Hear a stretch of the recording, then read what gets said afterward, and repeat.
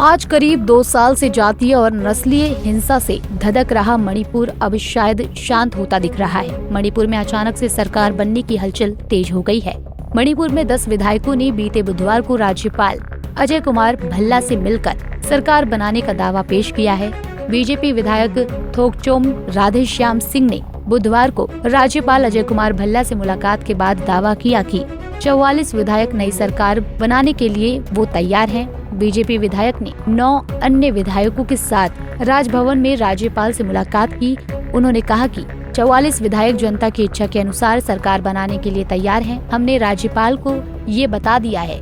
हमने इस मुद्दे के लिए क्या समाधान हो सकते हैं, इस पर भी राज्यपाल से चर्चा की है। राज्यपाल ने हमारी बातों पर गौर किया और हमें आश्वासन दिया कि वो लोगों के सर्वोत्तम हित में कार्यवाही जल्द से जल्द शुरू करेंगे। जब मीडिया कर्मियों ने बीजेपी विधायक थोकचोम राधेश्याम सिंह से पूछा कि क्या वो ही सरकार बनाने का दावा करेंगे, तो उन्होंने कहा कि बीजेपी का केंद्रीय नेतृत्व निर्णय लेगा। सिंह ने कहा, हालांकि ये बताना कि हम तैयार हैं सरकार बनाने का दावा पेश करने जैसा है। विधानसभा अध्यक्ष सत्यव्रत ने 44 विधायकों से व्यक्तिगत और संयुक्त रूप से मुलाकात की है। किसी ने भी नई सरकार के गठन का विरोध नहीं किया। लोगों को बहुत अधिक कठिनाई का सामना करना पड़ रहा है। पिछले कार्यकाल में कोविड के कारण 2 साल बर्बाद हो गए थे और इस कार्यकाल में संघर्ष के कारण 2 और साल बर्बाद हो गए हैं। बीजेपी विधायक के इस निर्णय का एक तरफ जहां बीजेपी नेत्री शाजिया इल्मी ने दिल्ली से स्वागत किया, तो वहीं दूसरी तरफ देश की सबसे पुरानी political party Indian national Congress से गंभीर सवाल पूछने का भी काम किया है। शाजिया का कहना है कि कांग्रेस वाले अभी तक क्या कर रहे थे, उन्हें जनता के हितों की फिक्र ही नहीं है। देखिए, ये जो पहल है ये दिखाती है कि लोकतंत्र जिंदा है और एनडीए के विधायक चाहते हैं कि स्थिर सरकार हो, बाकायदा स्थिरता वापस आए। प्रेसिडेंट्स रूल लगा हुआ है, हमने देखा है अशांति का दौर भी वहाँ रहा है और इसी के संदर्भ में वो मुलाकात करने गए। 22 एनडीए के विधायक हैं जो चाहते हैं, उन्होंने मुलाकात भी की और चाहते हैं एक तरह से बहाली हो, नई सरकार बनाई जाए। उधर दूसरा सवाल है कि कांग्रेस क्या कर रही है। सारा ज्ञान वो ट्विटर में बांट रहे हैं। जनता से उनका क्या संपर्क है। एक तरफ एनडीए है और उसके विधायक हैं जो बाकायदा जनता पर भरोसा करना चाहते हैं और करते हैं।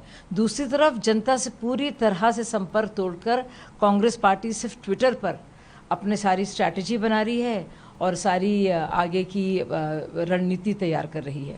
देखिए, ये फैसला राज्यपाल जी करेंगे और इस तरह की पहल की गई है और अंतिम में ये निर्णय उन्हीं का होगा कि वाकई में क्या प्रेसिडेंट्स रूल हटाया जा सकता है, क्या इस तरह का सूरत हाल है और उसके चलते जिस वजह से लगाया गया था क्या स्थिति सुधरी है, जिसके चलते वहाँ पे पॉपुलर सरकार को, चुनी हुई सरकार को वापस वहाँ पे रीइंस्टेट किया जाए।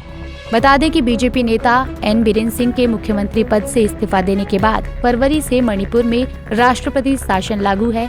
मई 2023 में शुरू हुए मेइती और कुकी 2 समुदायों के बीच जातीय संघर्ष से निपटने के लिए सरकार के तरीकों को लेकर आलोचनाओं के बीच बीरेन ने इस्तीफा देने का फैसला लिया था। गौरतलब है कि मणिपुर की 60 सदस्यीय विधानसभा में फिलहाल 59 विधायक हैं। एक सीट एक विधायक के निधन के कारण रिक्त है।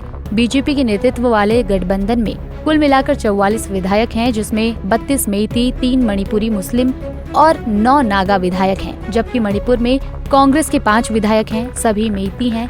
शेष 10 विधायक कुकी हैं। उनमें से 7 ने पिछला चुनाव बीजेपी के टिकट पर जीता था, 2 कुकी पीपुल्स अलायंस के हैं और 1 निर्दलीय विधायक हैं। फिलहाल अब देखना होगा कि कौन सी पॉलिटिकल पार्टी मणिपुर में सरकार बनाती है और कौन सी नहीं बना पाती है।